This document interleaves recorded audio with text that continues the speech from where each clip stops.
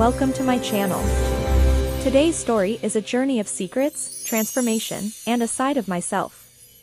The day she called me her house doll, I laughed, until she began setting the rules. I've delayed telling this story for years, and not because the details have faded. They are, in fact, burned into my memory with a clarity I sometimes wish I didn't possess, but because finding the right language for what happened to me over those years requires a kind of honesty that doesn't come easily to most people. It didn't come easily to me either. There are things I'm going to say in the next hour or so that I have never said out loud to anyone. Some of them I have barely admitted to myself. But I think it's time, because I also believe that if even one person listening to this recognizes something of their own experience in what I share, then the discomfort of saying all of this publicly will have been worth it. So let me start at the beginning. Or rather, let me start at what I believed at the time was a beginning, because beginnings are deceptive things. What feels like a fresh start is often actually the continuation of a story that was already well underway, a story whose opening chapters you may not have had the awareness, or perhaps the courage, to recognize. My name is Daniel. I'm 39 years old now, and I work as a mid-level project manager at a logistics company in a mid-sized city. I have a daughter who is 8, a small apartment that I chose for myself and that I love with a particular fierceness, and a therapist I see every Thursday evening, a woman named Renata who has the kind of practiced patience that I suspect took her decades to develop. My life now is quiet in ways that took me years to earn, and I will get to all of that. But first I need to tell you about the house. The house was Miriam's idea. It was always Miriam's idea. We had been married for 4 years when we moved in. I was 31 at the time and Miriam was 33, and on the surface the two of us looked like the story everyone around us wanted us to be.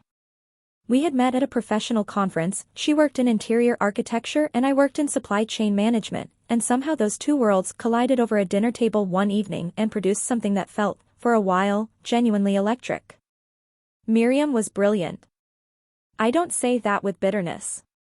She was one of the sharpest, most visually gifted people I have ever known, with an eye for space and proportion and the quiet poetry of well-designed environments that bordered on the supernatural. She could walk into a room and see, within seconds, exactly what was wrong with it and exactly how it could be made right. I found that quality mesmerizing. I still do, actually, in the abstract. What I didn't fully understand when I first fell in love with it was that Miriam's talent for transformation was not limited to rooms. We had been living in a perfectly decent apartment in the eastern part of the city, 2 bedrooms, good light, near a park, when Miriam began talking about what she called the next chapter. She used that phrase a lot during our 3rd year of marriage. The next chapter. As if life were a manuscript she was actively editing. I didn't resist the idea of moving. I didn't resist much in those days. That's something I've had to sit with very honestly in therapy, the degree to which my own passivity became a kind of permission structure for everything that followed. I'm not saying I was responsible for what Miriam did. I'm saying that I spent too many years blaming only her, and the fuller truth is more complicated and, ultimately, more useful. The house we found, the house Miriam found, let me be precise, was in a neighborhood known locally as the Linden Quarter, one of those pockets of a city where old money and new renovation money had reached an elegant détente. The streets were lined with broadleaf trees, the facades of the houses were a mix of Victorian and Edwardian architecture lovingly restored, and the whole place hummed with a kind of self-conscious tasteful ambition that I now recognize as its own particular form of pressure. The house itself was 4 stories, including the basement level, had 6 rooms, original oak flooring, a kitchen that had been recently renovated to a standard that I genuinely could not distinguish from a professional space, and a master bedroom with floor-to-ceiling windows that looked out onto a small walled garden where rose bushes grew in a pattern so neat they looked curated, which, I would later learn, they had been. The previous owners had a gardener who visited twice a week. Miriam kept the gardener on. Of course she did. We moved in on a Saturday in late September. I remember the light that morning, long and golden and slanting through those bedroom windows in a way that made everything look both precious and slightly unreal. My first feeling on crossing the threshold with the first of our boxes was something I can only describe as a vague, low-grade unease that I immediately rationalized away. I told myself it was the anxiety of change. I told myself it was the intimidation of suddenly living somewhere so large and so beautiful. I told myself a lot of things that year that were only partially true. Miriam's relationship with the house began within days of our moving in. I don't mean that she began unpacking or arranging furniture, although she did that with an intensity that was impressive even by her standards. I mean that she entered into a kind of intimate relationship with the space, a creative and emotional entanglement that, looking back, I understood was filling something in her that our marriage had not been filling for some time. She began referring to the house as the project. She would come home from her studio and walk through the rooms with a notebook in hand, sketching layouts, making notes in her small precise handwriting, holding up paint swatches against walls in the changing afternoon light. She hired a contractor within the first 2 weeks. She called in suppliers. She began ordering furniture from artisan workshops in Denmark and Portugal. She subscribed to 12 different interior design publications and left them stacked on the kitchen table in a way that made them feel less like leisure reading and more like research materials.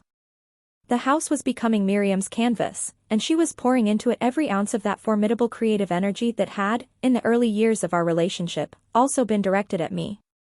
I should have understood that distinction more clearly. I should have asked what it meant that the passion she had once brought to our conversations, our travels, our shared discoveries about the world and about each other, was now flowing almost exclusively into floor plan revisions and upholstery selections. But I didn't ask. I told myself she was happy, that this was what she had always wanted, that watching her build this beautiful home was a kind of gift I was giving her by standing back and letting her lead. I told myself a great many things that were, in hindsight, simply easier to believe than the alternative. The first shift happened about 3 months in. 3 months of living in the Linden Quarter house, 3 months of watching the rooms transform around me like sets being built for a play whose script I hadn't been given, 3 months of eating takeout on the floor while the kitchen was being replastered and sleeping in the guest room while the master bedroom wallpaper was being hung. It was December by then, cold and sharp-edged, and I came home from work one evening to find the sitting room completed. Fully completed.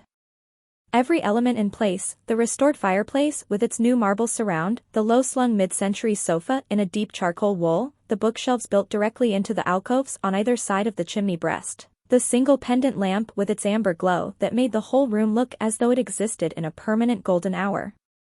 It was, I want to say this honestly, one of the most beautiful rooms I had ever stood inside. It looked like the kind of space you see in a magazine and then feel mildly sad about because you know you will never actually live there. Except I was living there. I was standing in the middle of it with my coat still on and my work bag over my shoulder, and Miriam was watching me from the doorway with an expression I can only describe as proprietary. Not proud, exactly. Proprietary. The way an artist looks at a finished canvas before it goes to the gallery. "What do you think?" she asked. I said it was extraordinary. Because it was. "Good," she said. "Now we just need to work on you." She said it so lightly. So casually. As if it were a natural extension of everything she had just been doing, as if the sitting room and I were components of the same project, each requiring the same careful attention to proportion and detail and fit. I laughed. I remember laughing. And she smiled, that small, precise smile of hers, and the moment passed, and we ordered dinner, and we sat on that gorgeous charcoal sofa and watched television, and I managed to not think about what she had said for the rest of the evening. But I thought about it later that night, lying in the completed master bedroom with the moonlight coming through the floor-to-ceiling windows. Now we just need to work on you. I turned the sentence over in my mind the way you turn a stone over to look at what's underneath, and I told myself it was a joke. A throwaway line. The kind of affectionate teasing that passes between couples who know each other well.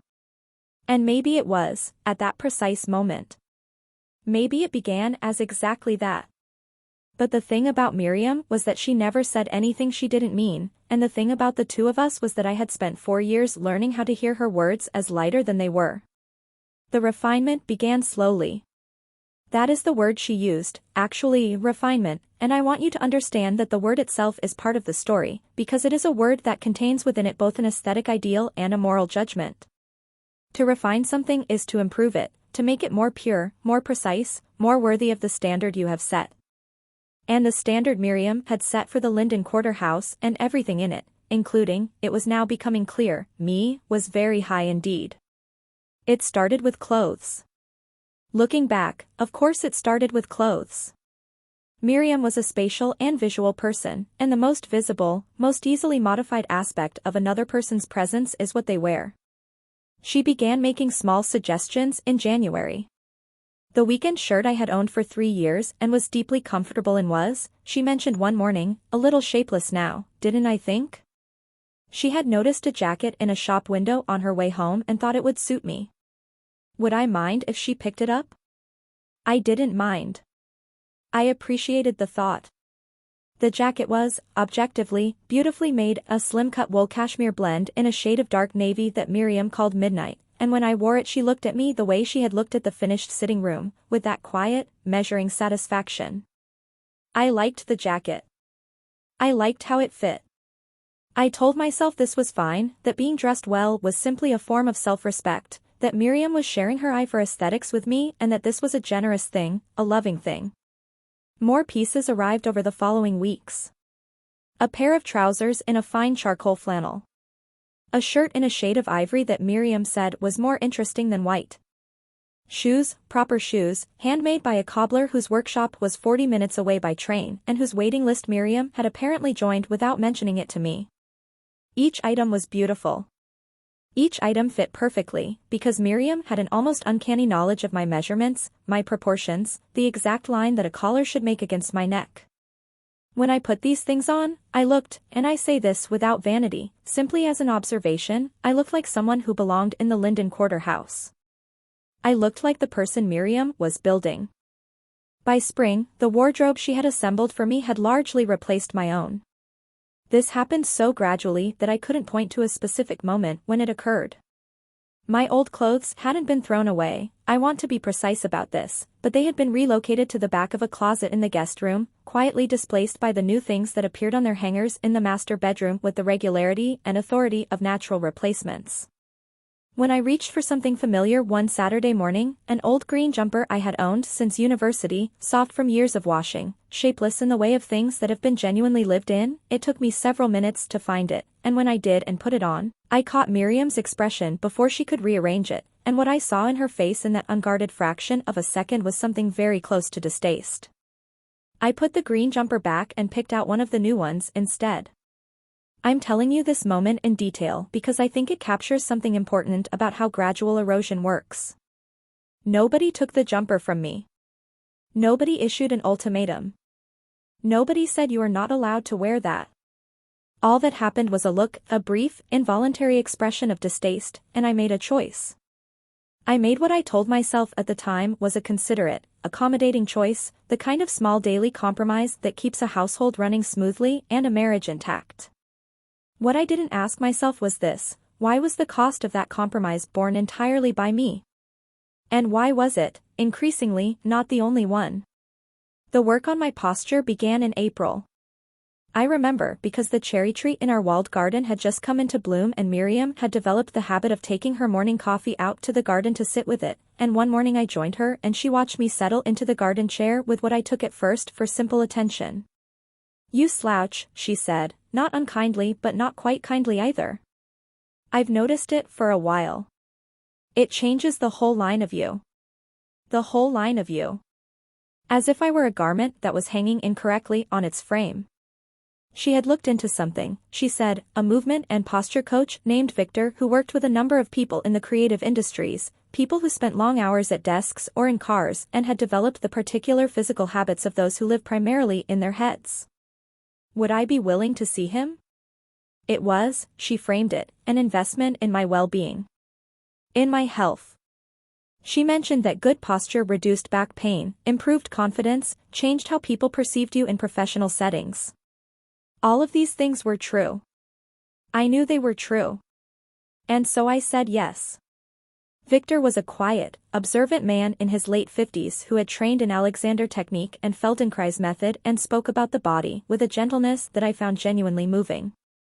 My sessions with him were, honestly, among the more nourishing experiences of that year, and I want to say that clearly because this story is not about any individual thing Miriam asked of me being wrong in itself. The jacket was a beautiful jacket. Victor's sessions genuinely helped my back and my breathing. The posture work was good for me. The shoes were the finest I had ever owned, and I walked differently in them, with more care and more presence. None of these things, individually, was a violation of anything. That is precisely what made the overall pattern so difficult to see and so difficult to name. Because what was happening, what I could not yet see clearly enough to articulate, was that each improvement existed not within a framework of my own growth and my own choices, but within Miriam's framework. Her aesthetic. Her vision. Her project. The improvements were real, but they were not mine. They were being grafted onto me according to a design I had never been invited to discuss, by a person whose love for me had become, somewhere along the line, indistinguishable from her need to transform me. It was Victor, actually, who first gave me language for some of what I was experiencing, though he did it obliquely and with great care. About 6 sessions in, he asked me, quite simply, how I was feeling in my body. Not how my back was doing, not whether the exercises were helping, how I was feeling in my body. I paused for a long time before answering, long enough that Victor just let the silence stand. And what I eventually said was, like it belongs to someone else. Victor nodded slowly. He didn't say anything more about it that day, and I didn't either. But the sentence stayed with me in the way that true things do. By summer, our first full summer in the Linden Quarter house, the refinement of my speech had begun. This is the part that people tend to find most surprising when I describe it, perhaps because clothing and posture feel like relatively tangible, physical things, while the way a person speaks feels more intimate, more essentially themselves. But Miriam had always been precise and articulate, and she had always, I now realize, found my way of speaking slightly inadequate, too casual, too colloquial, too unpolished for the social world she was constructing around us. We had begun hosting dinner parties by then, which in itself was new. In the apartment, we had rarely had people over beyond close friends. In the Linden Quarter house, Miriam was building a social life that matched the house's register, architects and gallery owners and landscape designers and successful entrepreneurs, people who moved through the world with a particular kind of confident ease that was not born of arrogance but of deep familiarity with their own worth. I liked many of these people. I also found, standing in my beautiful kitchen with my beautiful jacket and my new correct posture, a growing awareness that I was performing something. That there was a gap between who I was and who I was being asked to be, and that the gap was widening. The speech notes began as small observations. You said basically 5 times in that conversation, it undermines what you're saying. When you disagree with someone, you have a habit of apologizing first and the apology swallows the point. That story about the supply chain project is good, but you tell it too quickly and people stop listening. I wrote these down, because Miriam gave them as gifts, as things she was offering me for my own benefit, my own professional advantage, my own social confidence. And she was not wrong that the observations were accurate. She was not wrong that I talked too quickly when nervous, that I overused hedging language, that I undersold myself in rooms full of people who were very good at selling themselves. She was right about all of it. I started listening to myself speak. Started editing myself in real time, the way you edit a document, removing the filler words and the qualifications and the apologetic openings. Started choosing words with more care, pacing sentences differently, holding eye contact longer. Miriam noticed and was warm about it in a way she hadn't been in some time, and I felt the warmth of her approval like something I had been standing slightly in the cold without, and I wanted more of it. That is the piece I am least proud of, and also the piece I think is most important to name. The approval felt good. It felt good in a way that suggested I had been feeling its absence for a long time without knowing it. And so I kept working, on my speech, on my posture, on my wardrobe, and Miriam watched, and the house was beautiful, and on the surface of things we looked, I imagine, like exactly the kind of couple the Linden Quarter was designed to contain. There was an evening in August that I come back to often in therapy. We had 12 people for dinner, a long table in the dining room, candlelight, a menu Miriam had planned with the precision of a military operation, wine from a case she had ordered from a producer in Burgundy. The conversation was good, genuinely good, the kind that crosses subjects and sharpens thinking, and at some point I caught Miriam watching me from across the table while I spoke, and her expression was one I hadn't seen directed at me in a long time. It was the expression she wore when a room came together exactly as she had intended. The expression of an artist looking at work that has fulfilled its potential. And I felt, simultaneously, two things that could not easily coexist. I felt genuinely happy, genuinely present and articulate and at ease in a way that was new and real, and I felt, beneath that, a slowly rising understanding that the person sitting at that table was not quite me. Or rather, and this is the formulation that took me years to arrive at, was not only me. The question of identity is not simple. I want to be honest about that from the start, because the way I have sometimes told this story to myself, the version where Miriam was a controlling force and I was a passive victim, is not the whole truth, and I think only the whole truth is worth telling. The fact is that some of what Miriam built in me, I needed. The posture work, the communication skills, the more considered way of dressing, these were genuinely mine now, genuinely incorporated, genuinely improvements. I was not the same person I had been when we moved into the Linden Quarter house, and not all of the ways in which I was different were bad. This is the part that is hardest to hold, that transformation undertaken under someone else's direction can still produce real growth, and that the problem is not the growth but the terms under which it was offered. Because the terms were never discussed. That is the heart of it. There was no conversation between Miriam and me about who I wanted to become, about what I valued in my own identity, about which parts of my casual, slouching, quickly talking, green jumper-wearing self I wanted to keep and which I was genuinely ready to set down. There was only Miriam's vision, offered in the language of love and improvement, and my compliance, offered in the language of gratitude and accommodation, and the two of us moving together through a house that was more beautiful than anything I had ever lived in a marriage that looked, from the outside, absolutely perfect. Our daughter Lily was born in March of our second year in the house. The pregnancy had been a period of relative stillness in the renovation project, Miriam's attention divided between the house and her body and the preparations for parenthood in a way that briefly redistributed her energy. I loved her during her pregnancy with a simplicity and a tenderness that I hadn't accessed in some time, a feeling of shared vulnerability and shared purpose that reminded me of who we had been to each other before the project took over. Lily arrived in the early hours of a Wednesday morning, small, uncertain and entirely herself, and I held her in the hospital room with the particular stillness of someone who has been handed something irreplaceable and knows it, and I thought, this is what is real. This is the layer beneath all the layers. Miriam was a devoted mother from the first moment. I want to say that clearly because it's true. Her love for Lily was uncurated, instinctive, total in a way that her love for me, or her project of me, was not. Watching her with our daughter in those early months, I saw something in Miriam that the Linden Quarter house had not been able to contain, a rawness, a softness, an absence of the controlling precision that organized so much of her creative life. I loved her for it. And I held that love carefully, like the green jumper in the back of the guest room closet, aware that it was mine and not sure how much longer it would fit. Lily was about 5 months old when the wardrobe project took a turn I hadn't anticipated. I should explain that by this point, Miriam had been selecting all of my clothes for more than a year, and the selection had become increasingly particular, not in ways I could easily describe as gender nonconforming, but in ways that were, looking back, clearly moving in a specific direction. The fabrics were softer. The cuts were more precise, more fitted, more attentive to line and drape in a way that read, in the right light, as something closer to the vocabulary of women's tailoring than men's. Draping scarves in ways that weren't typical.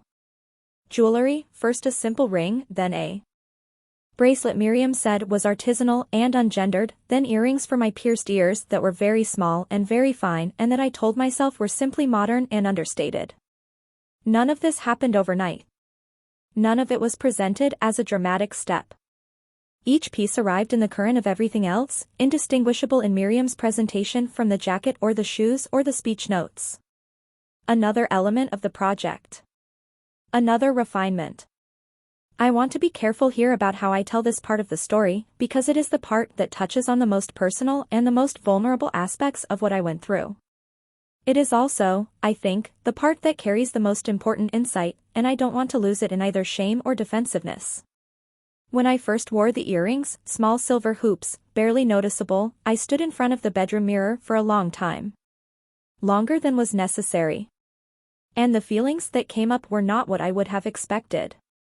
I had expected discomfort, perhaps, or the mild self-consciousness of someone trying something new and slightly unfamiliar. I had not expected the strange, quiet sense of recognition that settled over me like the late afternoon light through those floor-to-ceiling windows.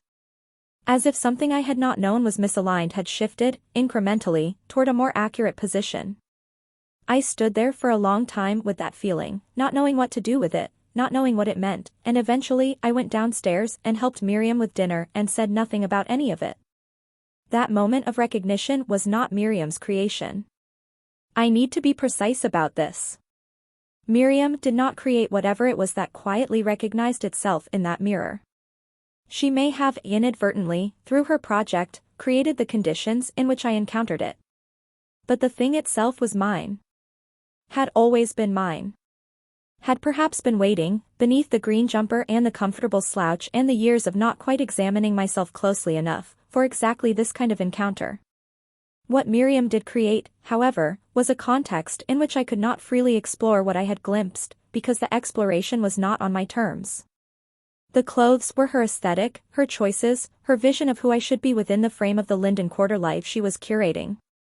My feelings in front of the mirror were real, but the reason for them was entangled with a project of control I hadn't consented to, and that entanglement made it very difficult, for years, actually, to separate the two. To ask myself, which of this is genuinely me discovering something, and which of this is Miriam's imposition? Where does her design end and my identity begin? The crisis, when it came, arrived in the form of something almost absurdly small. It was a Tuesday evening, Lily was just over a year old, and Miriam had laid out clothes for me for a dinner party that weekend, arranged on the bed the way a stylist arranges a look for a model. She had done this before, many times, and I had always accepted what she laid out, always appreciated the thought and the care, always put the things on and gone to the event and felt, in Miriam's presence, like someone approaching the standard she had established. But that evening, standing at the bedroom door looking at the arrangement on the bed, the dark trousers, the cream silk shirt, the fine jewelry she had selected, the long coat that was technically ungendered but that read, in combination with everything else, in a way I could no longer pretend was unintentional, I felt something I had not let myself feel in 2 years. I felt angry. Not at any specific item. Not at the aesthetic, which was genuinely beautiful.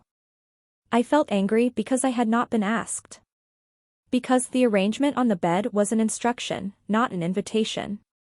Because somewhere in the past 2 years, the space between Miriam's vision and my own selfhood had narrowed to the point where I could no longer find, in the life we were living together in this beautiful house, a version of myself that I had consciously chosen. I sat down on the edge of the bed and I looked at the clothes for a very long time. And I thought about the green jumper. I thought about Victor asking me how I felt in my body and the sentence that came out, like it belongs to someone else. I thought about standing in front of the mirror with the earrings and the feeling of recognition I had not allowed myself to name.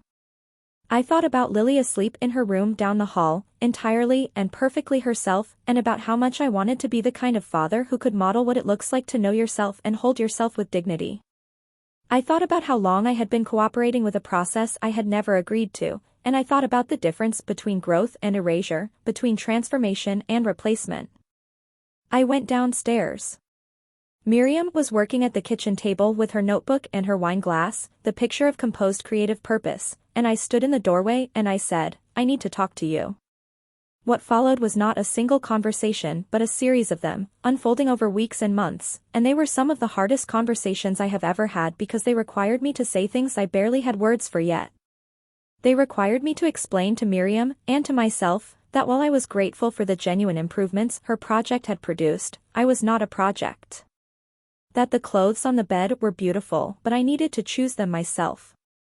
That the earrings and the silk shirts and the particular direction her refinement had been taking, I needed to sit with that separately, privately, on my own terms, not as a component of her aesthetic but as a question I was asking myself about myself. That the question was real and I was not running from it, but I needed to own it. Miriam received all of this in the way that highly capable, highly defended people receive information that threatens their sense of narrative control, initially with calm, then with a precision of argument that was almost impressive in its resistance to vulnerability, and then, in the third conversation, the one that lasted until nearly 2 in the morning, with something ragged and unguarded that I think was closer to the truth of what was happening between us. She had not been building the perfect home, she told me. She had been trying to build something she could be certain of in a world that had, in the years since her own parents' chaotic and bitter divorce, felt fundamentally unreliable. She had needed to control the house because she was afraid of disorder. She had needed to refine me because she loved me and was afraid I would drift away from her, and control had always felt, in her nervous system, like the closest available approximation of security. I'm not telling you this to excuse what she did.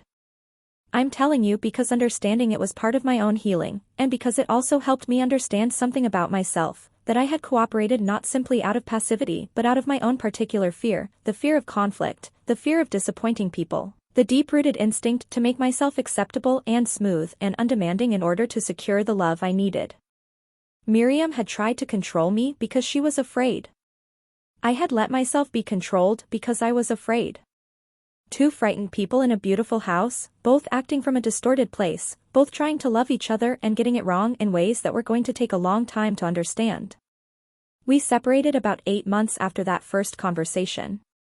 It was not a violent or sudden separation, but a slow and sorrowful recognition that the marriage as it stood could not contain what either of us now needed to do, Miriam to understand the difference between love and control, me to understand what my own identity actually looked like when it wasn't being shaped by someone else's hands. We were gentle with each other about Lily, who was by then nearly 2 and who remains, to this day, the best thing either of us has ever done. Miriam and I share her care with a conscientiousness and a mutual respect that I think neither of us managed inside the marriage, which is a strange and bittersweet thing. I want to tell you about the year after I moved out, because I think it is the part of the story that matters most, and I think it is the part that people in similar situations most need to hear. I moved into a 2-bedroom flat on the other side of the city, chosen entirely by me, bare and imperfect and flooded with a different kind of light, north-facing where the Linden Quarter house had faced south, with a kitchen that was functional rather than beautiful and a sitting room with nothing in it for the first 3 weeks except a second-hand sofa I had bought from a listing online. I sat on that sofa on many evenings in the first weeks and felt the silence of a space that had no aesthetic agenda, no design program, no expectations about what I should look like within it, and the silence was initially vertiginous, genuinely disorienting. The way that the removal of a structure you have been leaning on is disorienting, even if the structure was not good for you, and then, gradually, it became something else. It became spacious. It became mine. I went back, in that year, to some of the questions I had set aside. The question of the mirror and the earrings and the feeling of quiet recognition that had surfaced and then been submerged again in the current of Miriam's project. I went back to it carefully, with the help of Renata, my therapist, who approached the subject with a matter-of-fact warmth that made it possible to actually examine without either shame or performance. What I found, looking at it honestly and on my own terms, was something genuinely interesting and genuinely mine. I have always had a complicated relationship with the categories that were assigned to me. Not in a way I knew how to name or describe when I was young, not in a way that came with a clear label or a clear community or a clear set of experiences I could point to. But in a quiet, persistent way that had expressed itself in small, private moments throughout my life, an affinity for certain textures, certain aesthetics, certain ways of inhabiting space and presenting oneself that didn't map neatly onto the version of manhood I had been given as a model. I had never known what to do with this. In the culture I grew up in the family I grew up in, there was no framework available for sitting with that kind of complexity without either dismissing it or catastrophizing it, and so I had done what many people do, I had set it to one side, kept it in the background, lived my life in the foreground and let that quieter layer remain unexamined. Miriam's project had, in its deeply problematic way, inadvertently surfaced this. Not because she understood it, I don't believe she did, but because her sustained and minute attention to my presentation had forced me into a constant engagement with questions about aesthetics and identity and self-expression that I might otherwise have continued to avoid. The mirror moment with the earrings had been real. The recognition had been real. And it deserved to be engaged with on its own terms, not as a component of someone else's vision, and not with shame or urgency or the need for a neat resolution. So I explored it. Slowly, privately, in the way that felt right to me. I allowed myself to make choices about clothes, about aesthetics, about presentation that were genuinely mine. Some of them were conventionally masculine. Some were less so. Some were simply beautiful in ways I had learned to value but now owned for myself. I found that the aspects of my appearance that I had secretly appreciated in Miriam's refinements, the more careful fit, the softer fabrics, the jewelry I had quietly come to like, remained things I valued, not because Miriam had valued them but because I did. And I found other things, the green jumper, which I retrieved from the Linden Quarter house when I went to collect my remaining belongings and which I wore immediately and with a feeling of reunion that was both slightly comic and completely sincere. Identity, I have come to believe, is not a destination. It is not a completed project. It is not a room that has been finished and furnished to a standard and can now be maintained and shown. It is something ongoing and alive and requiring constant honest attention. I am a man who dresses with care. I am a man who sometimes chooses things that don't belong neatly within the conventional codes of masculine presentation, and who has made peace with the discomfort that occasionally generates in other people, because the alternative, performing a version of myself to secure the comfort of those around me, is a thing I now know the cost of, and I am not willing to pay it again. I am a father who talks to his daughter about how people are bigger and more interesting than the boxes built to hold them. I am a project manager who still talks a little too quickly when he's excited about something and is mostly fine with that. I am someone who went through something difficult and who came out of it not unscathed, because that is not how difficulty works, but with a clearer and more honest sense of who he is than he has ever had. Miriam and I are on good terms now. She has been in her own therapy for the past 2 years and has done genuine work, the kind that is visible in small but real ways, in how she listens, in how she asks rather than directs, in the way she talks about our daughter as someone to be witnessed and supported rather than shaped. I think she is finding her way towards something more honest in herself, and I hold that with the careful tenderness of someone who loved her and who loves the person their daughter came from. The Linden Quarter house is still hers. I drove past it last spring when I was dropping Lily off, and through the iron gate I could see the rose bushes in bloom and the windows lit in that amber glow, and I felt not bitterness but something more like the complex, layered feeling you have when you look at a photograph from a time you are glad to have lived through and equally glad to have left. My flat has more in it now than a second-hand sofa. I have books I chose myself on shelves I built and stained myself one weekend when Lily was with her mother, and if they are not perfectly level it is because I was not particularly good at it and chose to be fine with that.